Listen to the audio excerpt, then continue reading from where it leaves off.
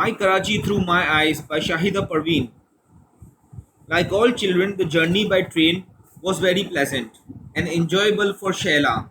She was stuck to the window for a long time, staring at the sights passing by, and when night fell and she saw that she could see nothing but her face reflected in the window, she diverted her attention towards the people climbing up to and down from the birds and the food they were eating. A lot of time was spent thus from Khairpur to Karachi on that journey with her family in the late 1950s when they went to stay with their uncle in Karachi. They had still another hour and a half worth of journey left before they would arrive at Karachi, when the signboards of big factories and mills could to be seen. Sheila had seen such pictures in newspapers and magazines. She shouted with joy, "Mummy, we have arrived at Karachi." "No, my dear, we have only reached Pipri," her mother said while reading the sign for Pipri station.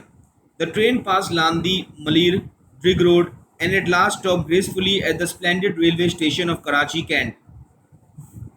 Her uncle had come there to receive them.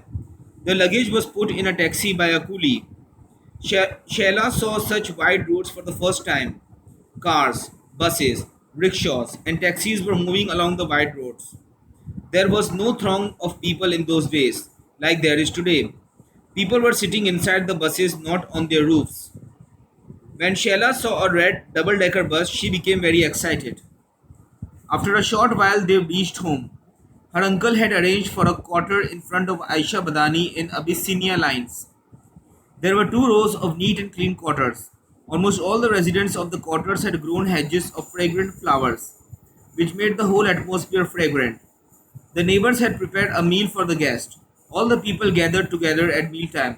The meal was served on a sheet spread on the floor in the middle of the drawing room. The meal was very delicious and elaborate. Suddenly, her uncle said, "Today the American president and his wife are about to arrive in Karachi. Since we have had our meal, why not go to Drig Road to catch a glimpse of them?" Sheila stood up at once joyfully.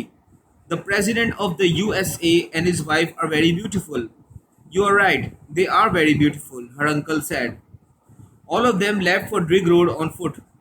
People were standing alert on both sides of the road. They had not been bussed in from a village or a school.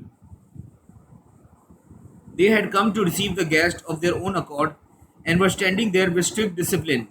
The traffic was blocked for a few moments. All the people had their eyes fixed on the road coming from the airport. There was such pin drop silence that Sheila could even hear her own heartbeat.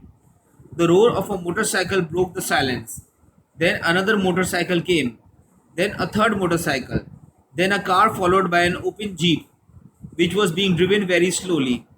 President Kennedy and Mrs. Jacqueline Kennedy were standing in the jeep and responding to the welcoming slogans of the people by waving their hands.